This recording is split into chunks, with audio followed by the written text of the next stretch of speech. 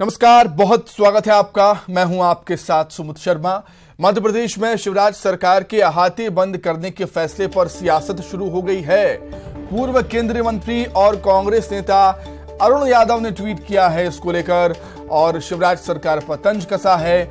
उन्होंने लिखा है कि अहाते बंद करने से कुछ नहीं होने वाला, अहाते बंद करना मानो झुनझुना पकड़ाने जैसा है।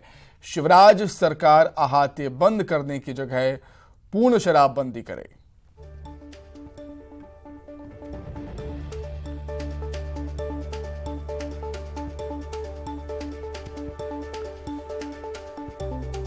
तो कल शिवराज कैबिनेट की बैठक में अहम फैसला लिया गया था अहाते बंद करने का, और उस पर अब राजनेताओं के बयान सामने आ रहे हैं, विपक्ष की रिएक्शन सामने आए हैं और इसी कड़ी में अरुण यादव का ये ट्वीट। नई शराब नीति पर सियासत हो रही है। लगातार कई सालों से शराबबंदी की मांग हो रही है। सिर्फ अहाते बंद करने से कुछ नहीं होगा, अरुण यादव ऐसा कहते हैं।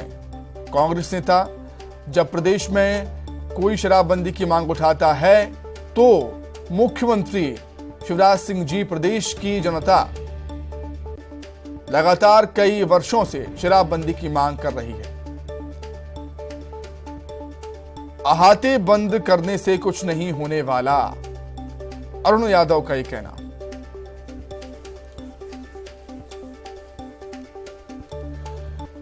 चलिए इसी पर अधिक जानकारी के लिए सीधे राजधानी भोपाल का रुख कर लेंगे। वासु चौरे हमारे साथ जुड़ गए हैं, सहयोगी राजधानी भोपाल से लाइव। वासु, जब भी कोई सरकार बड़ा फैसला लेती है विपक्ष उसका विरोध करता ही है, जैसा कि नई शराब नीति को लेकर राज्य सरकार का, शिवराज सरकार का जो फैसला है अहाते बंद करने का, उसको लेकर विपक्ष अब हमलावर है। विपक्ष का अलग ही तर्क है इसको लेकर।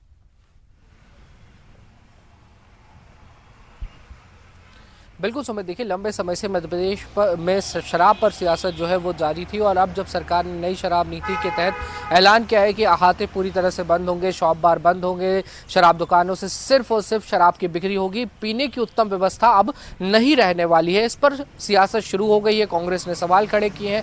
कांग्रेस ने कहा है कि जनता का ये रुख है, जनता ये चाहती है कि प्रदेश में पूर्ण रूप से शराबबंदी हो। सिर्फ अहाते बंद करने से काम नहीं चलेगा। लोग कई जगहों पर बैठ के शराब पी सकते हैं, सार्वजनिक जगहों पे शराब पे पीने की जो घटना है वो सामने आने लगेगी। कुछ इस तरीके के जो तर्क हैं वो विपक्ष की ओर से निकलकर सामने आ रहे हैं और निश्चित ही आने वाले समय में इस पूरे मसले को लेकर और भी ज्यादा सियासत गर्म आएगी। क्योंकि इसमें देखिए लगातार उमा भारती का भी जो शराब को लेकर स्टैंड रहा है, उन्होंने शराब नीति में ऐसे प्रावधान करने की बात की थी, मांग की थी जिसके चलते लोग शराब के दुष्परिणामों के प्रति जागरूक हो, शराब को छोड़ने का काम करें। और कांग्रेस ने भी उनका लगातार समर्थन किया था और इस पर लंबे समय तक सियासत भी हुई थी और ये पहले से तय माना जा रहा था कि नई शराब नीति में कुछ बड़े और कुछ कड़े प्रावधान जो हैं वो जरूर किए जाएंगे, चूंकि ये मध्य प्रदेश में चुनावी साल भी है। अब देखना होगा कि कांग्रेस का इस पूरे मसले पर क्या स्टैंड होता है। बहरहाल कांग्रेस के बड़े नेता अरुण यादव ने ये जरूर ट्वीट करके बात की है कि जब भी शराब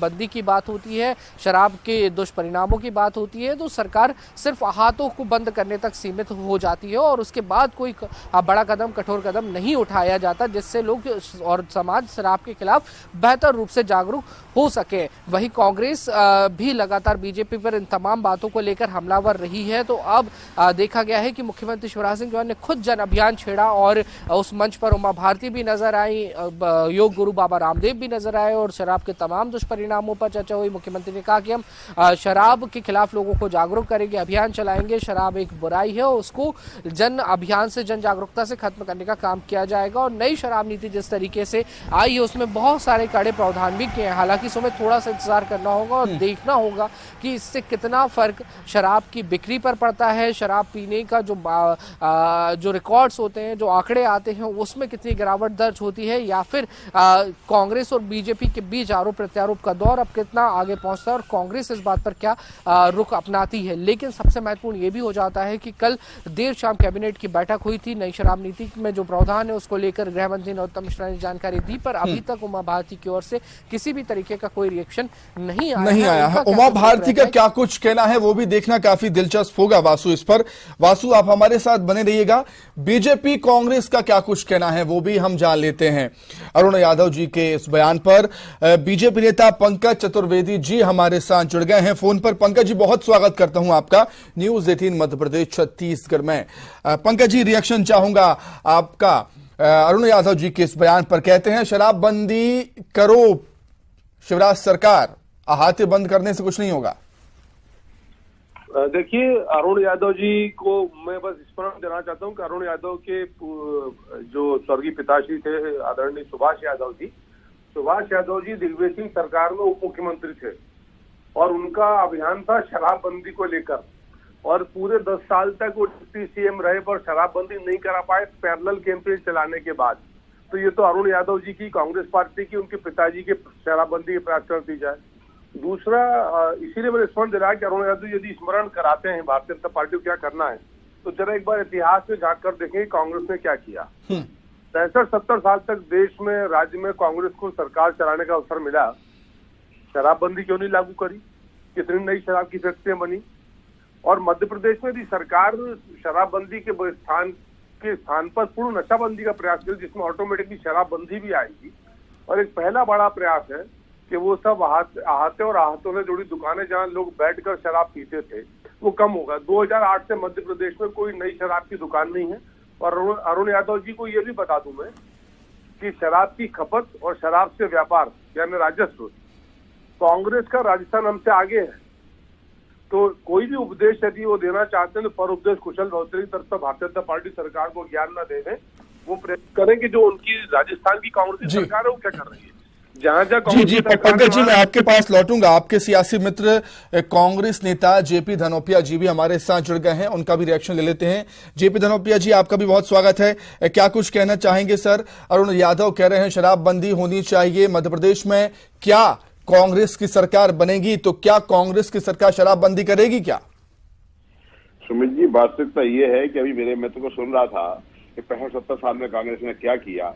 अरे कांग्रेस ने 65-70 साल में जो किया है, देश को एक पहचान दी, देश के अंदर आर्थिक से मजबूती दी, लोगों को रोजगार दिया, स्थायित्व दिया, सामंजस्य बनाया, भाईचारा बनाया, धर्मनिरपेक्ष देश बनाया। और मेरे मित्रों ने 20 साल के अंदर पूरा बर्बाद कर दिया। मैं इसे जानना चाहता हूँ, 20 साल में इन्होंने शराब के माध्यम से जिस तरह प्रदेश की जनता को ठगा है, लूटा है, उसके बाद अब ये सिर्फ मुंह में जीरा डालने वाली बात कर रहे हैं। इससे भ्रष्टाचार ही फैलेगा ना। ये दुकान बंद हो जाएगी, यहाँ पे बंद हो जाएंगे, वहां बैठ के पियेंगे, यहाँ पियेंगे, इससे पुलिस को, दूसरे लोगों को परेशान करने का मौका मिलेगा। ये तो शराब की नीति पूर्ण रूप से लागू करना चाहिए। अरुण यादव जी का कहना बिल्कुल सही है कि आपको निर्णय लेना है, साहस है तो पूर्ण शराबबंदी की घोषणा करिए। ये इस तरह की बातें करके सिर्फ लोगों को दिखावा करने से थोड़ी सा। और जेपी धनोपिया जी, नरोत्तम मिश्रा जी का ये कहना था कि शराब को हतोत्साहित करने की कोशिश है हमारी। और शायद क्या हतोत्साहित होंगे इसमें? हतोत्साहित वाली बात क्या है? इसमें तो ब्लैक मार्केटिंग बढ़ेगी, लोग गलत जगह पर बैठ के शराब पिएंगे, पब्लिक। अच्छा, तो क्या आने वाले विधानसभा चुनाव में कांग्रेस की सरकार बनेगी तो क्या कांग्रेस शराबबंदी की तरफ सोचेगी? कांग्रेस ने तो पहले भी शराबबंदी के बारे में कहा है, आज भी हम कहते हैं कि पूर्ण शराबबंदी होनी चाहिए, क्योंकि शराबबंदी की जो आमदनी है, शराब कोई नुकसान होगा उसको कहीं और से भरपाई करना चाहिए। चलिए, देश की, प्रदेश की जनता के साथ अन्याय करना अच्छी बात थोड़ी है। चलिए ठीक है, बहुत शुक्रिया जेपी धनोपिया जी। पंकज जी बहुत धन्यवाद। वासु, आपका भी बहुत धन्यवाद। आगे बढ़ते 88 में अखिल भारतीय हिंदू महासभा का कार्यकर्ता का सम्मेलन आयोजित किया गया। सम्मेलन में पहुंचे हिंदू महासभा के कार्यकर्ताओं ने गोडसे जिंदाबाद के नारे लगाए। वहीं कार्यक्रम में शिरकत कर रहे हिंदू महासभा के राष्ट्रीय महासचिव देवेंद्र पांडे ने कहा कि वीर नाथूराम गोडसे के इतिहास को छिपाने की कोशिश की गई है। मैं चुनौती देता हूं कि जो गोडसे को हत्यारा मानते हैं वो मुझसे मंच पर आकर बहस करें। गोडसे जी हिंदू महासभा के कर्मठ नेता थे।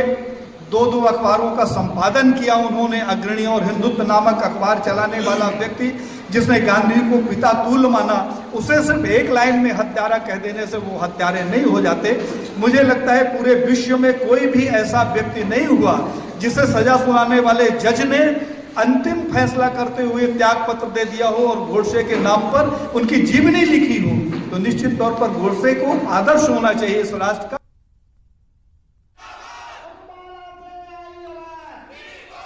चलिए अधिक जानकारी के लिए हम बातचीत करेंगे। शैलेंद्र कौरव हमारे साथ जुड़ गए हैं लाइव इस समय। शैलेंद्र, ये कोई पहली बार नहीं है, हिंदू महासभा हमेशा से ही गोडसे की पक्षधर रही है। ग्वालियर में भी हमने देखा था जब ऐसे आयोजन होते हैं तब गोडसे जिंदाबाद के नारे लगाए जाते हैं और गोडसे की पूजा भी वहां पर होती है।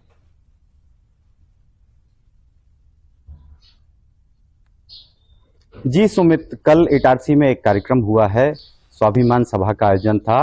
धार के भोशाला मंदिर को मुक्त कराने का हिंदू महासभा ने संकल्प लिया है। आगामी दिनों में मध्य प्रदेश के जो 5 प्रमुख स्थान है, देवी स्थान, उन स्थानों से यात्रा निकाली जाएगी और धार भोशाला मुक्त कराने के लिए ये अभियान चलाएगी। इसी अभियान के पहले कल जो स्वाभिमान सभा हुई, उस स्वाभिमान सभा में न केवल गोडसे को राष्ट्रभक्त बताते हुए गोडसे जिंदाबाद के नारे लगाए, बल्कि महासभा के राष्ट्रीय अध्यक्ष देवेंद्र पांडेय का कहना था कि इतिहास को तोड़ मरोड़ कर पेश किया गया है।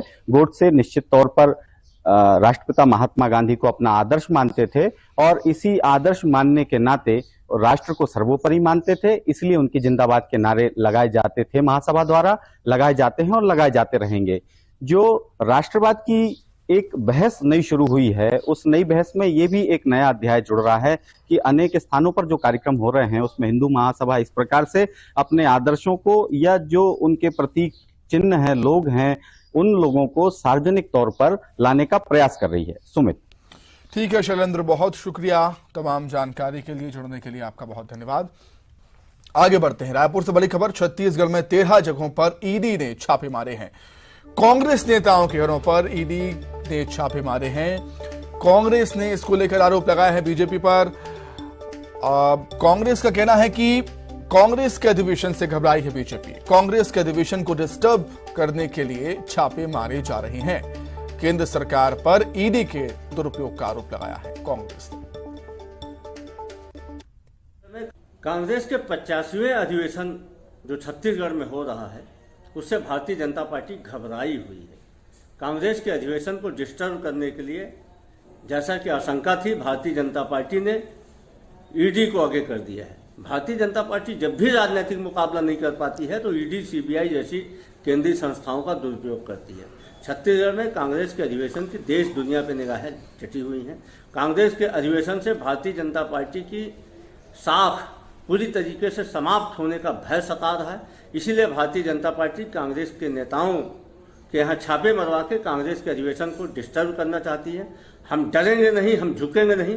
हमारा यह अधिवेशन और ज़्यादा शानदार तरीके से संपन्न होगा। हम भारतीय जनता पार्टी के इस आताताई चरित्र का डट कर मुकाबला करेंगे। नरेंद्र मोदी जब जब डरते हैं तब तब ईडी, सीबीआई को आगे करते हैं। वहीं बागेश्वर धाम के महाराज ने फिर से हिंदू राष्ट्र को लेकर हुंकार भरी है। महायज्ञ के समापन के दौरान बोले हैं पंडित धीरेन्द्र शास्त्री, हमको पॉपुलैरिटी नहीं चाहिए, रामचरितमानस राष्ट्रीय ग्रंथ और हिंदू राष्ट्र चाहिए।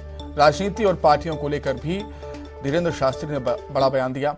कहा, हम किसी सरकार या पार्टी के पक्षधर नहीं हैं, कोई भी पार्टी अपेक्षा मत रखना, आशीर्वाद करावा।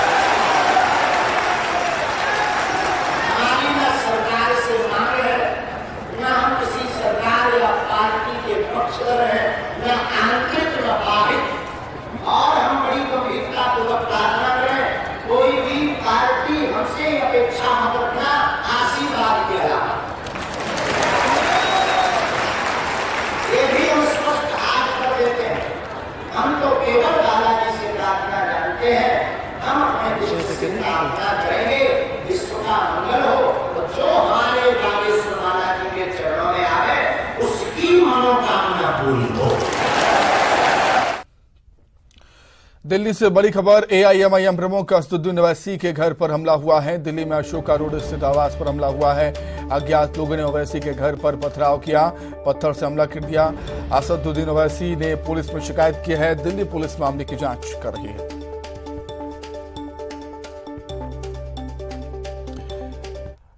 प्रमुख असदुद्दीन ओवैसी के घर पे देर रात ये बताया गया कि कुछ अज्ञात लोगों ने उनके अशोका रोड स्थित आवास पर हमला किया, पत्थर मारा। मैं अपने वीडियो जर्नलिस्ट प्रकाश से कहूंगा कि वो दिखाएं कि किस तरह उनके आवास पे पत्थरबाजी की गई। हालांकि राजस्थान दौरे पे थे ओवैसी और उनके आवास पर देर रात जब वो पहुंचे तो उनके आवास पर उनको जानकारी दी गई कि उनके आवास पर कुछ अज्ञात लोगों ने पत्थरबाजी की है, जिसमें तस्वीरों में आप देख रहे होंगे कि उनके खिड़की का जो शीशा है वो टूट गया है। हालांकि इसके बाद उन्होंने दिल्ली पुलिस से शिकायत की।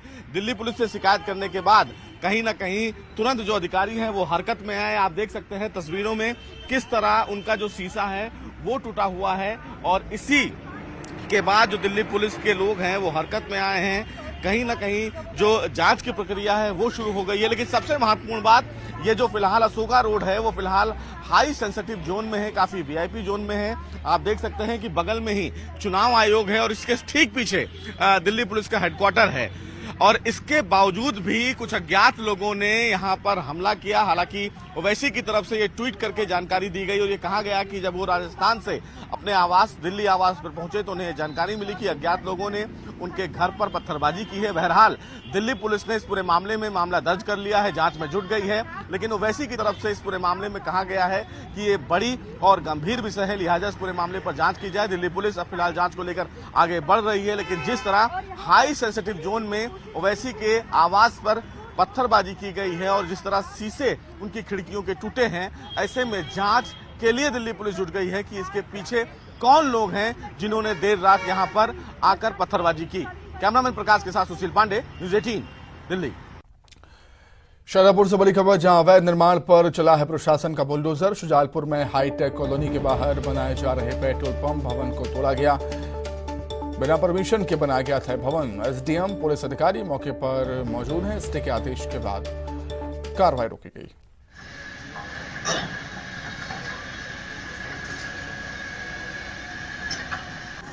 अधिक जानकारी के लिए हम बातचीत करेंगे। संवाददाता सुनील हंचोरिया जुड़ गए हैं फोन पर। सुनील, क्या कुछ और जानकारी आपके पास?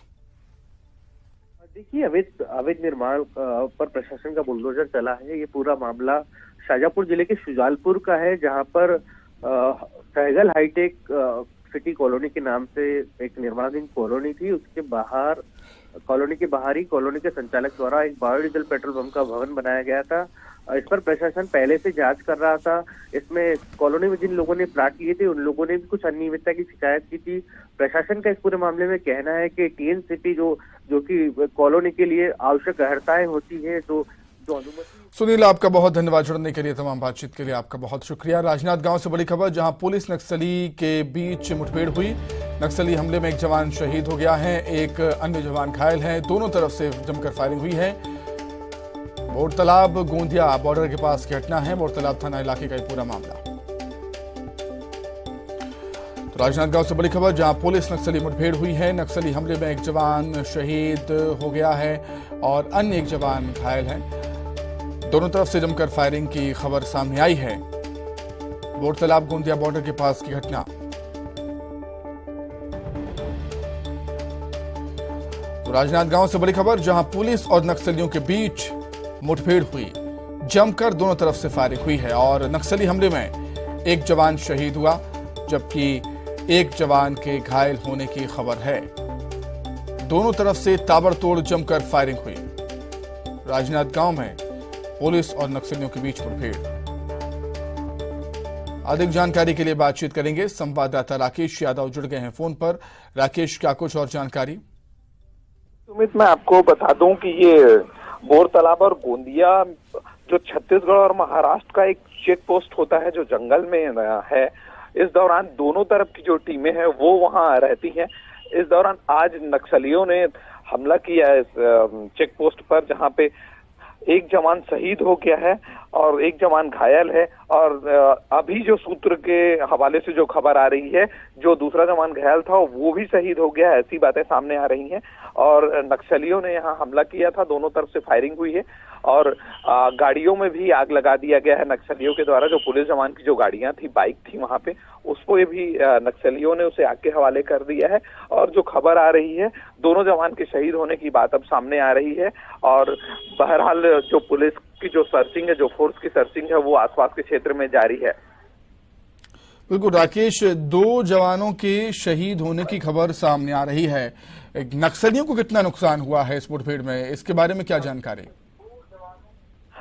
जी हाँ, दोनों तरफ से फायरिंग हुई है तो कहीं ना कहीं नक्सलियों को भी इसका नुकसान हुआ होगा, लेकिन बहरहाल अभी कुछ कहना लाजमी नहीं होगा जब तक पुलिस फोर्स वहां से लौट के नहीं आती है। पुलिस के आला अधिकारियों से हमारी जब तक बात नहीं हो पाती है तब तक ये कहना मुश्किल है कि किनको नुकसान हुआ है। लेकिन फिलहाल जो अभी जानकारी आ रही है, 2 जवान पुलिस के जो हैं वो शहीद हो गए हैं।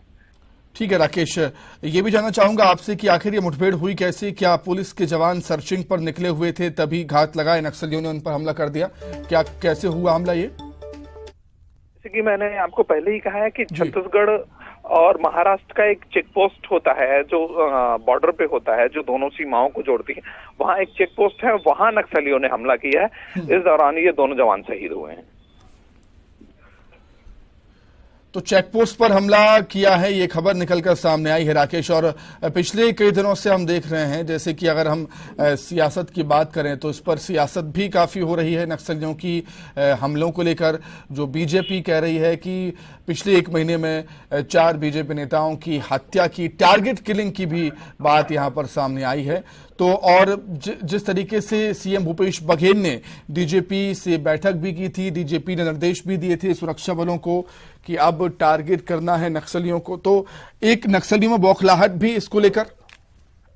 जी हाँ, कहीं ना कहीं नक्सलियों की बौखलाहट है। और दूसरी ओर जैसे बड़े बड़े दावे किए जाते हैं कि नक्सलियों पे हमने अंकुश लगा दिया है, नक्सली बैकफुट पे है, तो नक्सलियों का एक तरीका होता है कि उनको जहां नक्सलियों को नुकसान होता है, नक्सली शान बैठ जाते हैं और बड़े मौके की तलाश में रहते हैं। जैसे ही उनको वो मौका मिलता है तो उनकी टीम अटैक करती है और जिसका परिणाम आप देख ही सकते हैं कि 2 जवान शहीद हो गए हैं।